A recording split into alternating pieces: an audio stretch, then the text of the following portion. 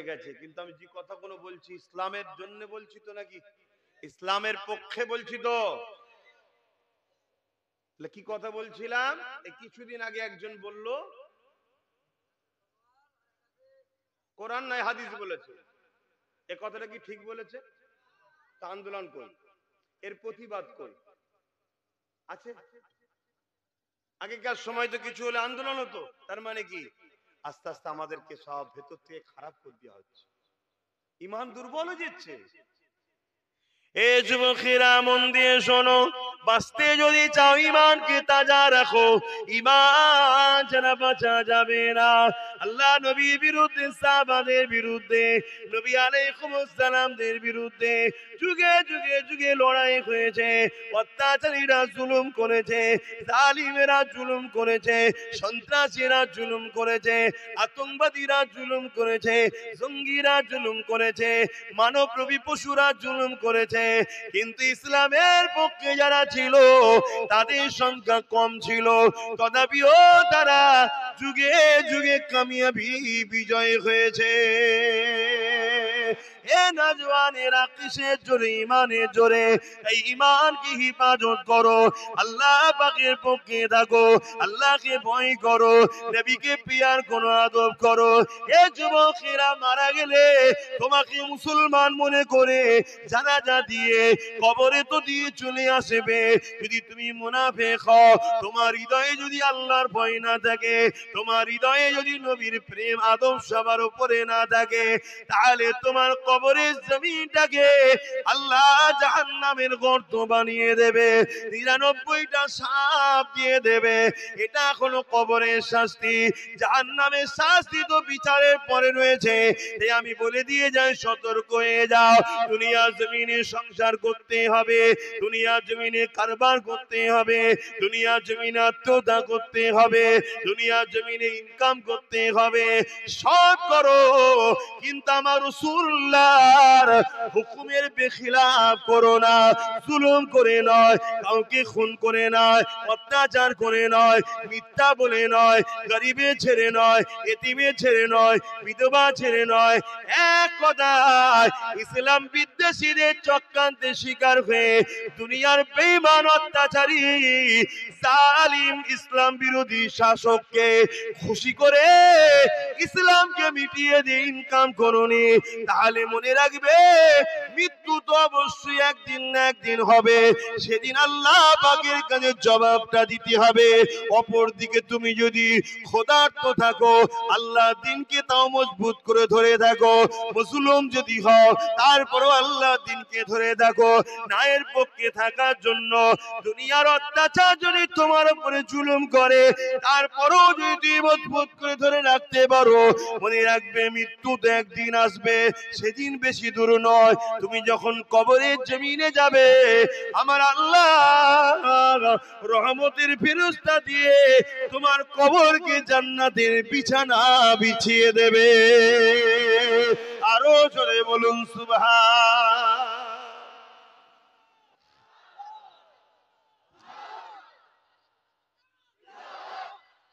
আল্লাহু আকবার। আমি গল্প বলছি না, দিন বলছি, শুনছেন তো নাকি? দিন বলছি। নিওয়া না নেওয়া সবটা নিজ নিজ ব্যাপার, নেওয়া না নেওয়া সবটাই নিজ নিজ ব্যাপার।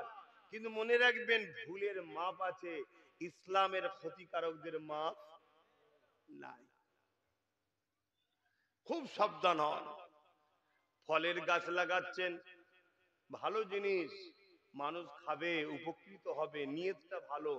কিন্তু আপনি যদি 20 ফল গাছ লাগান, যে গাছটাকে আপনি লাগালেন সেই গাছটা 20 ফল দিচ্ছে, সেই গাছটাই আপনার মসজিদের দুশ্মন হয়ে গেল, সেই গাছটাই আপনার মাদ্রাসাকে মিটাতে চাইছে, সেই গাছটাই আপনার ইসলামের একটা একটা জিনিসকে নষ্ট করে মুসলিম গরিব ছেলেদের হাতে অস্ত্র তুলে দিচ্ছে, মদ তুলে দিচ্ছে, তাদেরকে জেনা ব্যভিচারীর দিকে ঠেলে দিচ্ছে। তাহলে এর জবাব আল্লাহর কাছে দিতে হবে না হবে না? কাকে দিতে হবে? কাকে কাকে দিতে হবে? যারা এই গাছটাকে, জোরে বলুন, লাগাবে, এই গাছটাকে যে কোনো দিক দিয়ে সহযোগিতা করবে, তাকে জবাব দিতে হবে। আপনি ভাবছেন আমি আলেম, আমি মুফতি, আমি মৌলানা, আমি পীর সাহেব, আপনি যে সাহেবই হন, ইসলামের দুশ্মনী যারা করে তাদের সঙ্গে বন্ধুত্ব করা হারাম। শুনছেন তো নাকি? আল্লাহ কোরআনে ওয়াদা করেছে, কিয়ামতের দিনে এমন একটা লোককে হাবিব দেখবেন না যে জান্নাতে যাচ্ছে, যে লোকটা আপনার দুশ্মনের সঙ্গে বন্ধুত্ব করেছিল। কি বলছি শুনছেন? এই আল্লাহর ওয়াদা কি চেঞ্জ হয়ে যাবে নাকি? এটা কি আন্দোলন করে চেঞ্জ করা যাবে? আল্লাহর বিরুদ্ধে কোন শক্তি টিম তৈরি করলে হবে না? চেঞ্জ করার কোন ভাবে সম্ভব?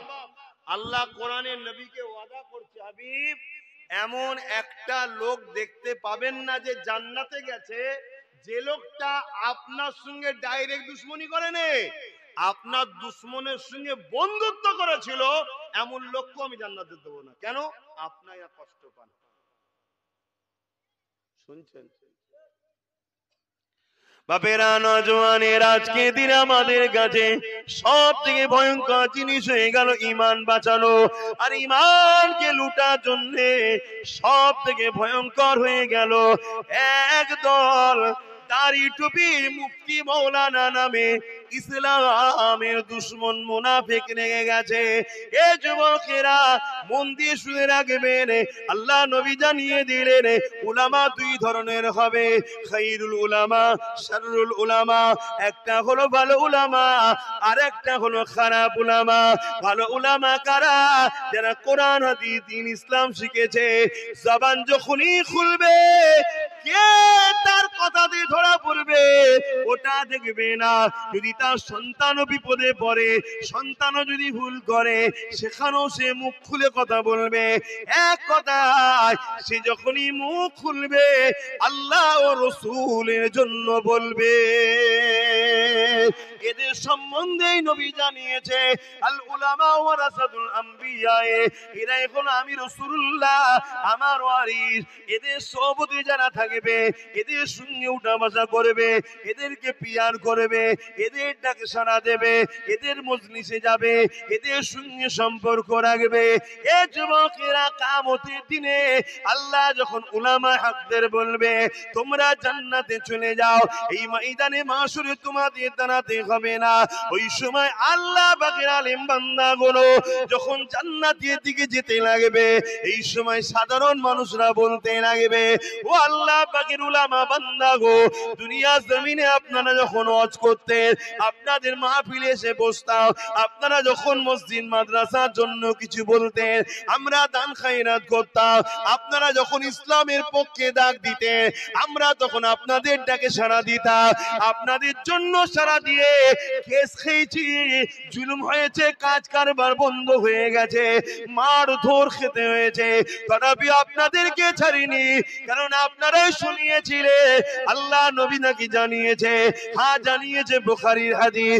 একটা গ্রাম্য মানব নবী পাকের কাছে চলে এলে আল্লাহ নবীকে বলতে লাগলে, ইয়া রাসূলুল্লাহ, হাবিবাল্লাহ, কিয়ামতটা কবে হবে? নবী আমার জানালেন, মাআদাত তালাহা, এ বাবা ছেলে রে, কিয়ামতের জন্য কি করেছো বাবা? ওই ছেলেটা বলতে লাগলো, ফাকাম আদাতুলহা কাসীরা সালাতি ওয়া সিয়ামি, ইয়া রাসূলুল্লাহ, ইয়া হাবিবাল্লাহ, বেশি বেশি নামাজ রোজা করতে পারিনি, ইল্লা তাবিআন্নি ইউহিব্বুল্লাহ ওয়া রাসূলুহু, আমার অন্তরে, আমার কলবে, আমার হৃদয়ে সব থেকে বেশি আল্লাহ ও নবীকে ভালোবাসি। নবী আমার জবাব দিয়েছিলেন, আল মারউ মা মান হাব্বা, দুনিয়ায় যে যাকে ভালোবাসবে সে তার সঙ্গে আল্লাহ পাকের জান্নাতি হয়ে যাবে। আরো জোরে বলুন সুবহান। এ আল্লাহর উলামা বান্দারা, তোমরা তো হজ করেছিলে যে যাকে ভালোবাসবে তার সঙ্গে জান্নাতে যাবে, তার সঙ্গে থাকবে। দুনিয়ায় আপনারা আমাদেরকে ডেকেছিলেন, আমরা আপনাদের ডাকে সাড়া দিয়েছি, আপনাদের মাহফিলে গেছি, আপনাদের মাহফিলে যাওয়ার জন্য আমাদের কাজ বন্ধ হয়েছে, জুলুম হয়েছে, অত্যাচার হয়েছে, নিজের গাড়ির পয়সা খরচ করতে হয়েছে, সবকিছু করেছি, যা বলেছেন সেইভাবে আপনাদের পিছু পিছু পিছু পিছু ঘুরে ঘুরে কাটিয়েছি। আজ আপনারা জান্নাতে যাচ্ছেন, আমাদেরকে নিয়ে যাবেন না? নিয়ে যাবেন না? তখন ওই উলামা বান্দাগুলো আল্লাহ পাকের দরবারে আর তার চাজিমের নিচে আবার ফিরে আসবে। আল্লাহ বলবে, আমার বান্দা তোমাদেরকে তো যেতে বললাম, আল্লাহ দুনিয়ায় যারা আমাদেরকে পিয়ার করেছিল, আমাদের ডাকে সাড়া দিয়েছিল, আমরা তাদেরকে নিয়ে আপনার পক্ষে, ইসলামের পক্ষে, কোরআনের পক্ষে, রাসূলের পক্ষে কথা বলতাম। আজকে তোমরা আছো বলেই তো বলতে পারছি না, কথা বলো। তাদেরকে নিয়ে রোডে নামতাম, গুস্তাখে রাসূলদের বিরুদ্ধে মিছিল করতাম, তাদের নিয়ে কোরআনের পক্ষে দাঁড়িয়ে, মাদ্রাসার পক্ষে দাঁড়িয়ে এমন করে আন্দোলন করতাম। আল্লাহ সেই সকল আপনার সাধারণ বান্দা বান্দিরা তারা আজকে আমাদের কাছে আবদার করেছে, ও আল্লাহর উলামা বান্দা আপনারা তো জান্নাত চলে যাচ্ছেন, আমাদেরকে নিয়ে যাবেন না? আমরা শুনিয়েছিলাম নবী বলেছে, আল মারউ মা মান আহাব্বা, দুনিয়ায় যে যাকে ভালোবাসবে তার সঙ্গে জান্নাতে সেই জায়গায় থাকবে। আল্লাহ বলবে, আমার উলামা বান্দা সাদ্দাকতা, আমার বান্দারা ঠিক বলছে। যাও শোনো যুবক, রাসূলুল্লাহর হাদিস শোনো। আল্লাহ পাক ওই আলেমে হাক্কানি ওয়ারাসাতুল আম্বিয়া, যারা মুখ খুললে আল্লাহ রাসূলের জন্য কথা বলে, তার কটা দুশমন বাড়লো, কটা বন্ধু হলো, ওটা ভাবে না। কি নামে কি হবে না হবে, কে আলসা পরে বছর আসতে দেবে কি আসবে না, জলসা বাদ যাবে কি যাবে না, ওসব ভাবে না। তারা মুখ খুললেই আল্লাহর পক্ষে, নবীর পক্ষে, আল্লাহর দ্বীনের পক্ষে, হকের পক্ষে কথা বলে। তখনই তাদেরকে আল্লাহ বলবে, যাও যারা যারা দুনিয়ায় তোমাদের সাথে ছিল তাদেরকে নিয়ে জান্নাতে চলে যাও। জোরে বলুন সুবহানাল্লাহ, আরো জোরে বলে। এই কথা শুনে অনেকে বলতে পারে, আরে প্যান্ট শার্ট পরা দাড়ি চাচা গুটকা খায়, পান খায়, নামাজ কাজা করে, তারা চলে যাবে। হ্যাঁ, শুনে রেখে দাও, আল্লাহ বড় দয়ালু। নামাজ পড়তে হবে, পরে নে বান্দার গুনাহ, রোজা রাখতে হবে না, পরে রাখে নে বান্দার গুনাহ। কিন্তু বান্দার আরেকটা ভালো সাইড আছে, কি? বান্দা আল্লাহ দ্বীনের জন্য জান যেখানে চলে যাবে সেখানে জান দিতেও গেছিল। জোরে বলুন সুবহানাল্লাহ। এটাও বান্দার ভালো গুণ আছে, ঠিক না বেঠিক? আল্লাহ চাইলে বান্দাকে মাফ করে দিতে পারে, কিন্তু শুনে রেখে দাও, আল্লাহ নবী জানালেন, আমার আল্লাহ বান্দার অন্তর দেখে। ওই বান্দা যে উলামায়ে হক্কানীদেরকে ভালোবেসে দ্বীনের পক্ষে দাঁড়িয়ে সঠিক পথে চলে, আমার আল্লাহ তাকে হিদায়াতের আলো দেয়, তাকে পরিবর্তন হওয়ার সুযোগ দিয়ে একটা দিন তাকে নামাজি মুসল্লি আল্লাহ ওয়ালা করে আল্লাহ তাকে কবরে নিয়ে যায়। জোরে বলুন সুবহানাল্লাহ। আজ হালকা বয়সে ভুল হচ্ছে, যদি সত্যিকারের তোমাদের দিলে দ্বীনের মহব্বত থাকে, নবীর প্রেম থাকে, ইসলামের প্রেম থাকে, এর জন্য যদি আমাকে ভালোবেসে আমার সাথ দাও, ইনশাআল্লাহ কোরআন সত্য, নবী সত্য, আল্লাহ তোমাদেরকে হিদায়াতের রাস্তা দেখাবে। তোমরা একদিন পরিবর্তন হবে, নামাজি হবে, রোজাদার হবে, হাজী হবে। আর যদি যতটুকু গুনাহ হয়ে গেছে, আল্লাহ নবী বলছেন অনেককে আল্লাহ বিমারে ফেলে গুনাহ মাফ করিয়ে লাই। জোরে বলুন সুবহানাল্লাহ। কিন্তু আল্লাহ তাদেরকে নাজাত দেয় আলেমে হাক্কানীদের বন্ধু হওয়ার জন্য। জোরে বলুন সুবহানাল্লাহ। কেন নবী পাককে সাহাবারা জিজ্ঞেস করেছিল, হুজুর আমরা তো আপনার কাছে বসে ওয়াজ শুনছি, আপনার মুখের দিকে তাকিয়ে আছি, আপনি যখন দুনিয়া থেকে পর্দা নিয়ে আখিরাতের দিকে চলে যাবেন, কিন্তু যারা নতুন করে আসবে, যেমন আমরা এসেছি, আমরা ডাইরেক্ট কি নবীর ওয়াজ শুনতে পাচ্ছি? নবী ওয়াজ করছে সেই মজলিসে কি বসতে পাচ্ছি? তাহলে সাহাবারা কত সৌভাগ্যবান, তাই না? তাহলে আমরা এই নিয়ামত থেকে বঞ্চিত হয়ে গেলাম। তো হুজুর এই নিয়ামত থেকে তারা তো বঞ্চিত হয়ে যাবে। আল্লাহর নবী বললেন, শোনো আমার সাহাবারা, আমার পক্ষে যারা আমি আমার আল্লাহর পক্ষে যে সকল উলামারা কথা বলবে, মন দিয়ে শুনবেন, মন দিয়ে শুনবেন, তাদের মজলিসে যারা বসবে আল্লাহ তাদের আমলনামায় সাহাবারা তোমরা বসার জন্য যে নেকি পাচ্ছ ওই নেকি লিখে দেবে। জোরে বলুন সুবহানাল্লাহ, আরো জোরে বলুন সুবহানাল্লাহ। কেন ব্যক্তি আলাদা, কিন্তু কথাটা তো আলেমে হাক্কানীরা আমি নবী আমারই বলবে। তাই আমার কথা যখন বলবে, আমার মজলিস কথা যখন শুনবে, ওই মজলিস জান্নাতের টুকরা হয়ে যাবে, ওই মেম্বার নববী, মেম্বারে নববী হবে। আমি রাসূল জানাচ্ছি ওদের আমলনামায় আল্লাহ ওই নিয়ামত দান করবে। জোরে বলুন সুবহানাল্লাহ। খুব ভালো করে শুনেন, কিয়ামতের দিন আল্লাহ ওই আলেমে হাক্কানীদের সাথে তাদেরকে নাজাত দেবে। আল্লাহর নবী বলছেন, এমন লোকও যাবে, এমন লোকও যাবে, লোক দেখে অবাক হয়ে যাবে। শুনছেন, এই কি করে জান্নাত যাচ্ছে? তাদের মধ্যে আলোচনা হবে, এ কি করে জান্নাত যাচ্ছে, এ কি করে যাচ্ছে, মানে আশ্চর্য হয়ে যাবে যে এই লোকটা তো জান্নাত যাবার নয়। তার মানে তার দুনিয়ার জিন্দেগি খারাপ ছিল, তার মানে এটাই দেখেছে। তাকেও আল্লাহ দেবে, এমনও লোক দেবে উলামার সঙ্গে বসে হয়তো একসাথে খানাটা খেয়েছে, এইটুকু সম্পর্ক রাখার জন্য আলেমে হাক্কানির সাথে, এদেরকেও আল্লাহ জান্নাত দেবে। জোরে বলুন সুবহানাল্লাহ। আর একটু খুলে বলে যাই, শুনে রেখে দাও, কিয়ামতের দিনে অনেক লোককে দেখে অনেক লোক অবাক হয়ে যাবে, এই লোকটা জাহান্নামে যাচ্ছে কেন, যাকে আমরা ওলি মনে করতাম। শুনছেন না শুনেন না?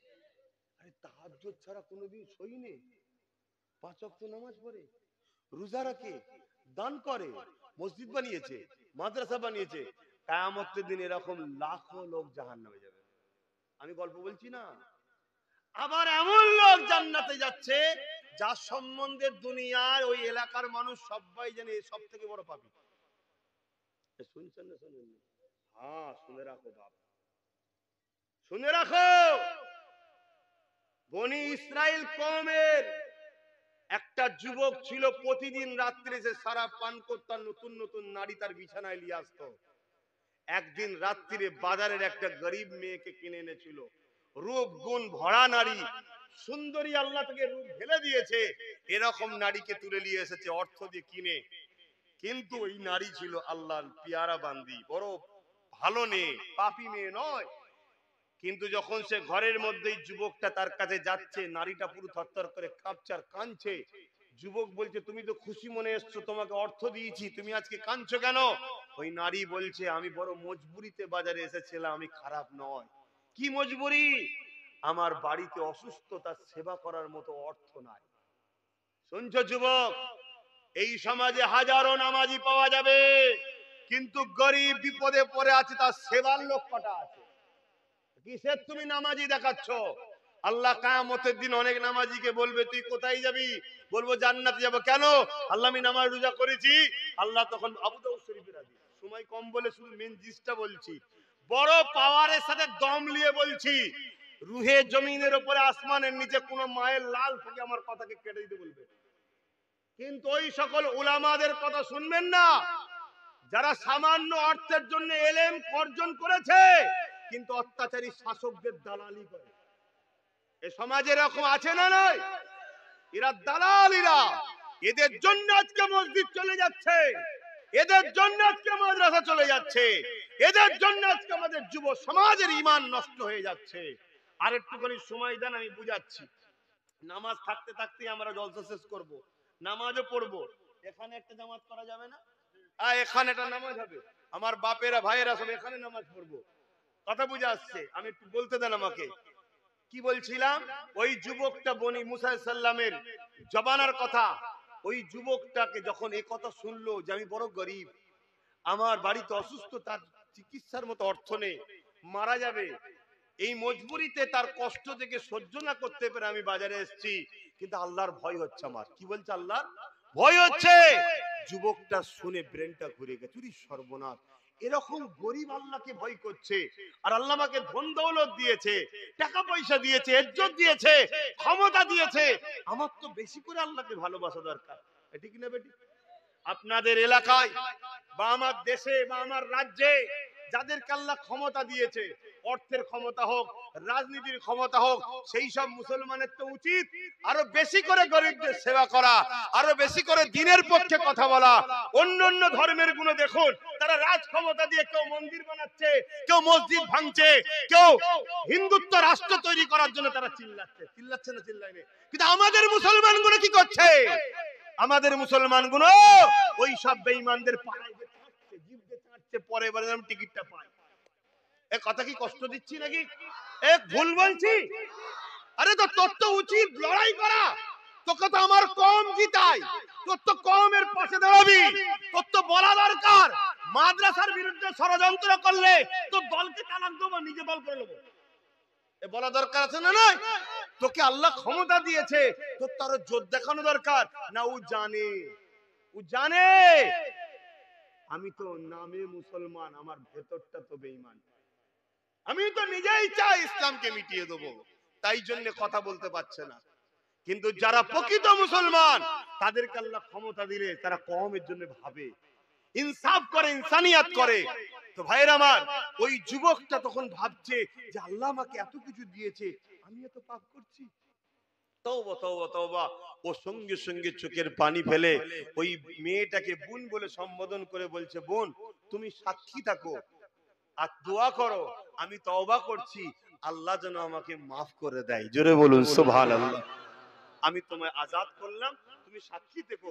কিয়ামত দিন আল্লাহকে বলো যে আমি তোমার অসহায়ের ফায়দা লিনি এবং তোমার সামনে তওবা করেছিলাম, জীবনে মদ খাবো না, জীবনে আর জেনা করব না, জীবনে কোনো পাপ করব না, তুমি সাক্ষ্য থাকো বোন, আজকে আমি তওবা করলাম। এই বলে মেয়েটা বেরিয়ে গেল। ওই রাত্রিরে যুবকটা মারা গেল, ইন্তেকাল হলো। ওর মরণের ডেট ছিল, কিন্তু কপাল কত ভালো দেখো, মরার আগে আল্লাহ তাকে পরিবর্তন করার সুযোগ দিল।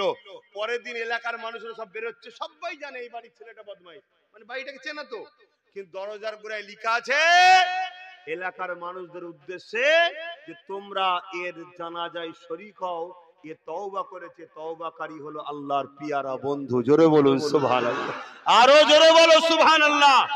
এ যুবক, কাল তুমি গুনাহ করছো, আজ গুনাহ করছো, তুমি যদি রাসূলুল্লাহর পক্ষে থাকো, ইসলামের দুশমনি যদি না করে পক্ষে থাকো, আমার ঈমান আমার ইলম বলছে তুমি কালকে তওবা করো, আল্লাহ তোমাকে কালকে পরিবর্তন করে দেবে, আল্লাহ তোমাকে মরণের আগে মুহূর্তে হলেও চেঞ্জ করে দেবে।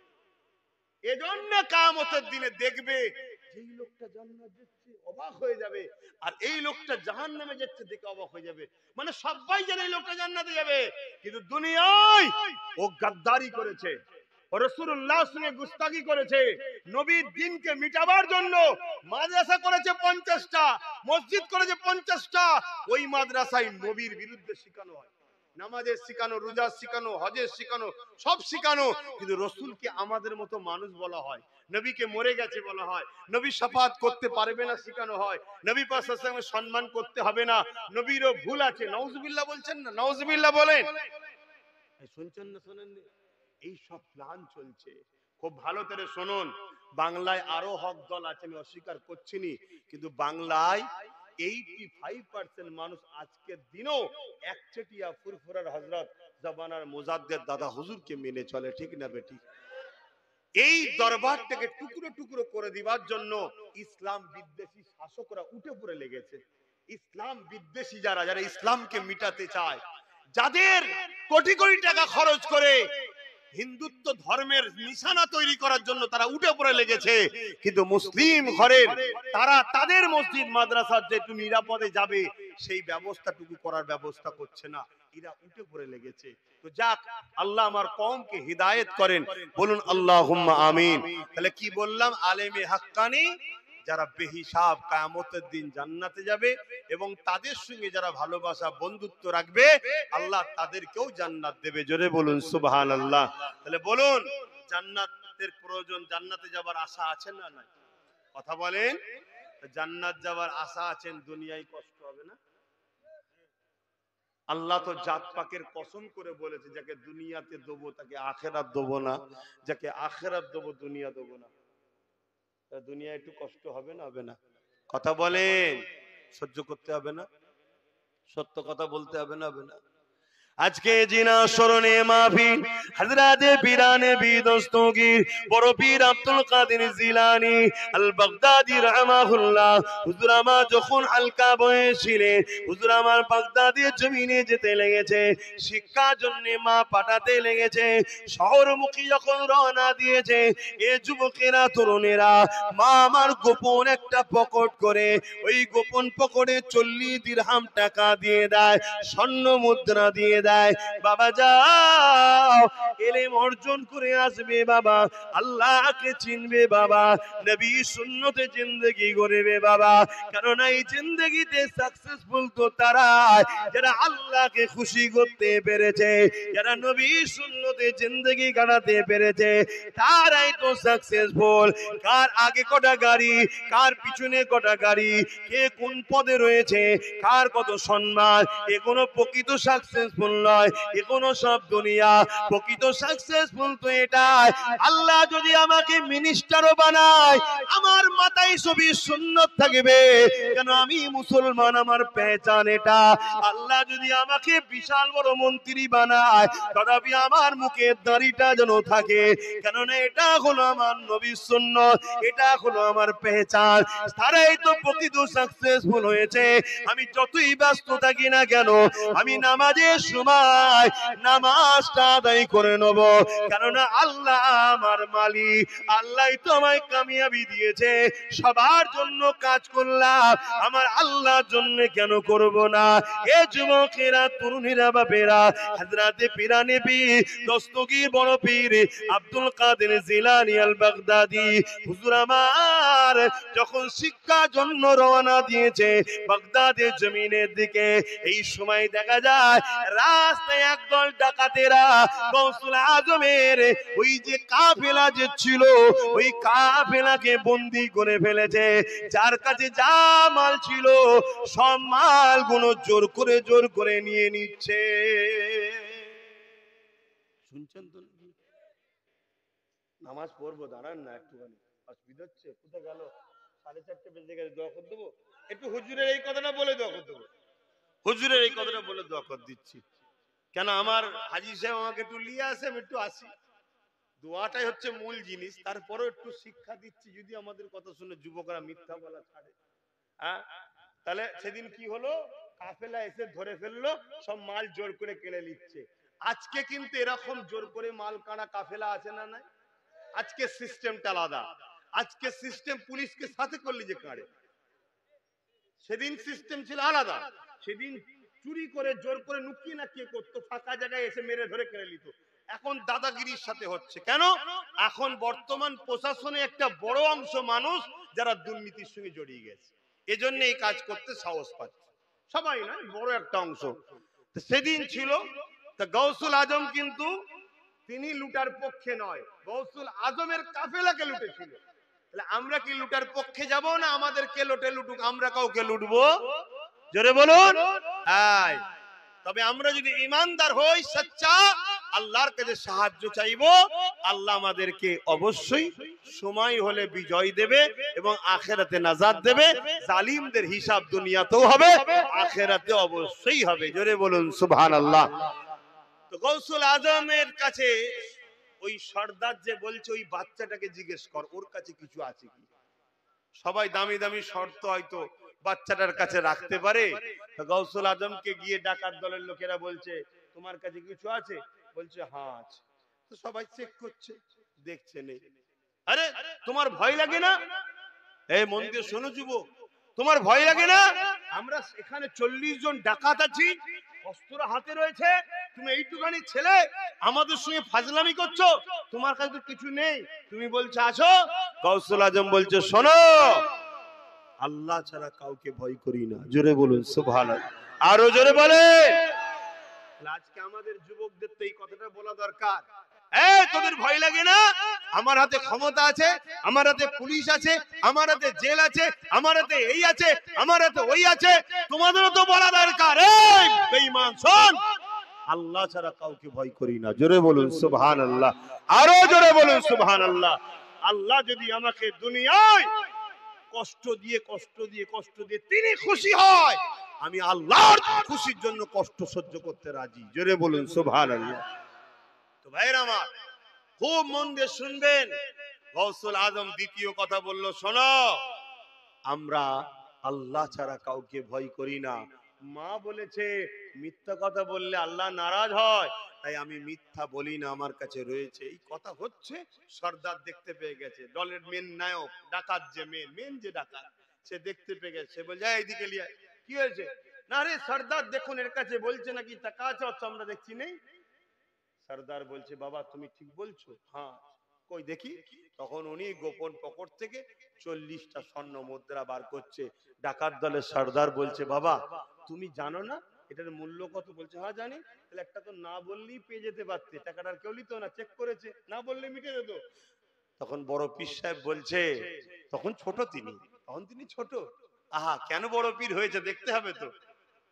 যে আমার মা বলেছে মিথ্যা কথা বলবে না, মিথ্যা কথা বললে আল্লাহ নারাজ হয়ে যায়। সামান্য পয়সা তো দূরের কথা, আল্লাহ খুশির জন্য আমরা জান দিতে পছন্দ করি। জোরে বলুন সুবহানাল্লাহ। তাহলে আপনারাও তো বলেন আমরাও জান দিতে পছন্দ করি, তাহলে একটু পরীক্ষা নিলে ধৈর্য হারা হলে হবে? হ্যাঁ, ফোন করে ডেকে যদি বলে এদিকে আয়, চলে আয় আমার দিকে, নাই ঠ্যাং ভেঙে ফেলবো, জবাই করে দেবো, মেরে দেবো, ঘাবড়ে গেলে হবে? হ্যাঁ, এটাই তো পরীক্ষা। মুনাফিক ভার্সেস কাফের ভার্সেস মুমিনের লড়াই যুগে যুগে হয়েছে, আগামী তো হচ্ছে, কালো হবে। মুনাফিক তারা দেশের বিরুদ্ধে থাকে, সমাজের বিরুদ্ধে থাকে, ইসলামের বিরুদ্ধে থাকে, গরিবের বিরুদ্ধে থাকে। আর যারা নবীর পক্ষে হয় তারা গরিবের পক্ষে, ইসলামের পক্ষে, দেশের পক্ষে, নায়ের পক্ষে থাকে। জোরে বলুন সুবহানাল্লাহ। তো ভাইরা আমার, বড় পীর সাহেব হুজুরের কথা শুনে না ওই ডাকাত আর ডাকাত দলের লোকেরা সবার চোখে পানি। যেইটুকু ছেলে আল্লাহকে এত ভালোবাসে, এত ভয় করে, আজকে আমরা এতদিন এত জুলুম করছি, এত ডাকাত, এত খুনোখুনি করছি, পরিবর্তন হয়ে গেল। জোরে বলুন সুবহানাল্লাহ।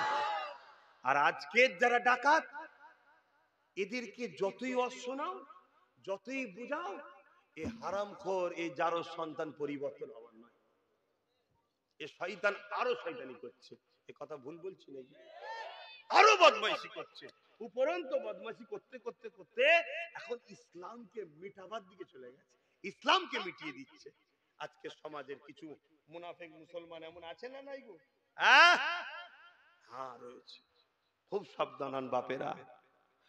হযরতে পীরানে বি দস্তগীর, মাহবুবে সুবানি, কুতুবে রব্বানি, হযরতে বড় পীর আব্দুল কাদের জিলানী আল বাগদাদি। এ যুবকেরা 850 বছর হয়ে গেল দুনিয়ার জমিন থেকে চলে গেছে। আজও কোটি কোটি কোটি কোটি লোক বড় পীরের দরবারে যায়। গত বছর আমি গোলাম, আমিও গিয়েছিলাম হুজুরের দরজার জালিলি ধরে হুজুরকে বলেছি ডেকে ডেকে, ও বড় পীর আব্দুল কাদের জিলানী, আপনার দরবারে মানুষ আছে খারাপ হয়ে, ভালো হয়ে ফিরে যায়। আমি আব্বাস এসেছি খারাপ হয়ে, আপনি আমাকে ভালো বানিয়ে দেন, আপনি আমাকে ভালো বানিয়ে দেন। দুনিয়াদার মুনাফিক বক্তা হলে বলবে ভালো করার মালিক তো আল্লাহ, তাহলে তুমি কেন বড় পীরকে বলেছো? আরে বড় পীরকে আমি উস্তাদ হিসাবে বলেছি, অর্থাৎ বড় পীর দোয়া করে দেবে, আল্লাহ বড় পীরের দোয়ায় আমার নসিবকে খুলে দেবে। এ যুবকেরা, তরুণীরা, বাপেরা, আমি বড় পীর আব্দুল কাদের জিলানী আল বাগদাদি আল হাসানি ওয়াল হুসাইনি কে বলেছি, হুজুর একদিন আপনার দরবারে একটা চোর এসেছিল চুরি করতে। ইতিহাস বলছি শোনো, কিন্তু আমি হুজুরকে বলে এসেছি, হুজুর আমি পড়েছি আপনার দরবারে একজন এসেছিলেন চুরি করতে, ওই চোরকে আপনার খাদেমরা ধরে ফেলেছিল, খুব মারধর করেছিল। ফজরের নামাজের সময় বড় পীর সাহেব দেখতে লেগেছে একটা খুঁটির গোড়ায় কাউকে বাঁধা রয়েছে। হুজুর বলতে লাগলেন, বাবা রে ওকে বেঁধে রেখেছিস কেন বাবা, কি হয়েছে? হুজুর রাত্রিরে চুরি করেছে এসেছিল, ধরে ফেলেছি, মেরেছি, বেঁধে রেখেছি। হুজুর বলল, আরে পেটের জ্বালা এসেছে, ছেড়ে দে, আমার কাছে আসতে দে, আমার কাছে আসতে দে। এই সময়তে বড় পীর যখন আসলো, আসার পরে বললেন, বাবা রে তুই এসেছিস আব্দুল কাদেরের বাড়িতে চুরি করতে, আমার বাড়িতে কি নিবি বাবা? রাজার বাড়ি গেলে অনেক সোনা দানা পেতিস, আমি পীর ফকির মানুষ, আমার বাড়িতে কি আছে? রাজার বাড়িতে গেলে, নেতার বাড়ি গেলে, ধনির বাড়ি গেলে অনেক কিছু পেতিস বাবা, যখন আমারই বাড়িতে এসে গেছিস, যা তোকে কি দেবো কি দেবো? বাবারে অমুক এলাকার কুতুব মারা গেছে, তোকে আমি ওই জায়গার কুতুবের দায়িত্ব দিয়ে দিলাম। আরো জোরে বলুন সুবহান। এ যুবকেরা, আজকে দুনিয়ার জমিনে যারা সারুল উলামা, দুনিয়া ইলম অর্জন করে দুনিয়ার দালালি করে, জালিমদের দালালি করে, মুনাফিকদের দালালি করে, অত্যাচার ইসলামের দুশমন শাসকদের টাকা খেয়ে দালালি করে, এই দালাল মার্কা বক্তা উলামারা বলবে একজন চোরকে কুতুব বানিয়ে দিল, আরে যখনই হুজুরের হাতে হাত দিয়ে তওবা পড়েছে, আমার আল্লাহ সঙ্গে সঙ্গে তাকে বেগুনাহ বানিয়ে দিয়েছিল। তার গুনাহ তো আর নাই, গুনাহ যখন নাই সে বিগুনাহ, বেগুনার তুমি কেন পিছনের ইলজামটা তুলছো? যেমন এই সমাজের বুকে হাবিব আজমি ছিল বিশ্ববিখ্যাত সুদখোর, হাসান বসরির হাতে হাত দিয়ে তওবা করে জগৎ বিখ্যাত ওলি হলো। হাবিব এমন করে হাবিবে আজমি এ যুবকের এমন করে বিশাল হাফি বিশ্ববিখ্যাত শরাব করছিল, আল্লাহর ওলির হাতে হাত দিয়ে আল্লাহ নামকে মহব্বত করার জন্য জগৎ বিখ্যাত ওলি হয়ে গেছে। গৌসুল আজম নবীর খানদানের বাচ্চা, হযরতে মাওলা আলীর খুন, হাসান হুসাইনের খুন, খাতুনে জান্নাতের খুন, জান্নাতের মধ্যে তিনাকে আল্লাহ কত সম্মান দিয়েছে। সমস্ত ওলিদের সরদার তিনি। আল্লাহ তার মাহবুবদেরকে পাওয়ার দেয়, পাওয়ার দেয়। দুনিয়ার যদি কোনো রাজা এলাকার দায়িত্ব কাউকে দিতে পারে, এই এলাকা তোকে দায়িত্ব দিলাম, আমার আল্লাহ তার পিয়ারাদের ঘরে দায়িত্ব দেয়, এই এলাকায় তুমি যাকে পছন্দ করবে তাকে আমি উপযুক্ত বানিয়ে দেব।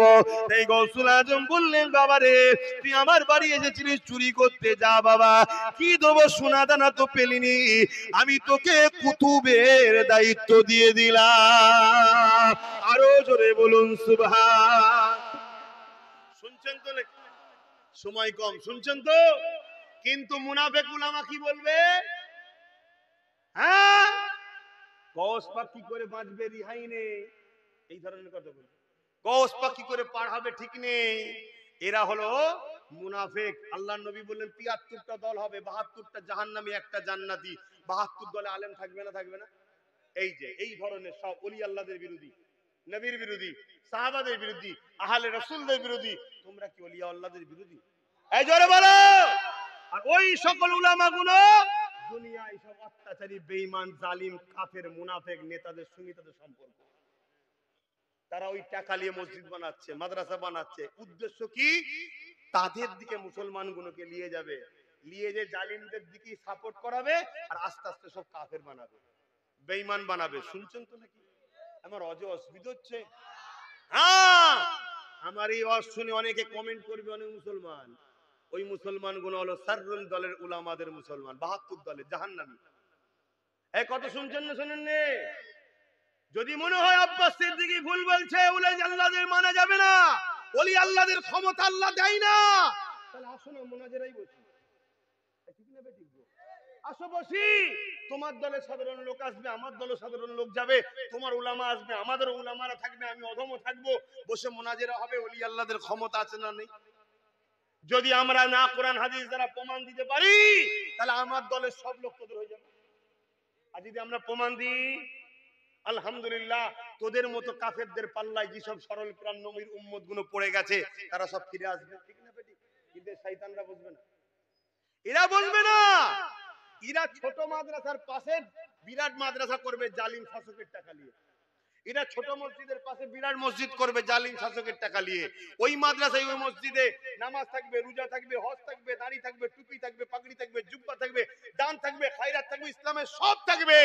শুধু ওলি আল্লাহদের প্রেম নাই, সাহাবা ও নবীর প্রেম নাই। আমি আরেকটা ছোট্ট ওয়াজ করব, শুনবেন? সময় অসুবিধা হচ্ছে না তো? কেন আমি তাড়াহুড়ো করছি, কেন আমি দিতে চাইছি কিছু, কিন্তু কিছু করার নেই। কথা বুঝে আসছে? সময়ের সব ব্যাপার। আর আমি ইনার বাড়িতে জলসা করতে আসি না, একটু হাজিরি দিই, তারপরেও কিন্তু বলছি। ভাই, আমার ভাইরা শুনছেন তো? মনে রাগ হচ্ছে নাকি আমার উপরে? আমি ক্ষতি করছি আপনাদের? খুব ভালো করে শোনেন। ইসলামের দুশ্মন প্রকাশ্য বেঈমান, আর মুনাফিক সবসময় বন্ধু। মুনাফিকের কাজ আমাদের পাওয়ারটাকে কেড়ে লিয়া, আর ইসলামের দুশ্মনের কাজ তারপর আমাদেরকে মেরে দেওয়া। পাওয়ারটা কি? অস্ত্র, বোম, বন্দুক, এগুলো ইসলামের দুশ্মনদের কাজে লাগতে পারে, আমাদের লাগে ঈমান। দেখছেন না প্রকাশ্য বলছে একটা দলের সভাপতি এই রাজ্যের মধ্যে বাড়ি বাড়ি অস্ত্র রাখো, বলছে না? বলেন, আবার বলছে ধারালো, আবার কি বলছে? ধারালো অস্ত্র। শুনছেন না, শুনুন নেই? তথাকথিত যারা মুসলিম ক্ষমতাশালী লিডার আছে, তারা কই? তারা এর বিরুদ্ধে কেস করে না কেন? এর বিরুদ্ধে রোড অবরোধ করে না কেন? এর বিরুদ্ধে জাম করে না কেন? করছে, করে রে। সব বুজুর বুজুর, এরা মামু ভাগ না। এই কথা বুঝছেন না? বুঝেন? কত বড় কথা! গণতান্ত্রিক দেশে বাড়ি বাড়ি অস্ত্র রাখো, ধারালো, এটা সংবিধান বিরোধী কথা।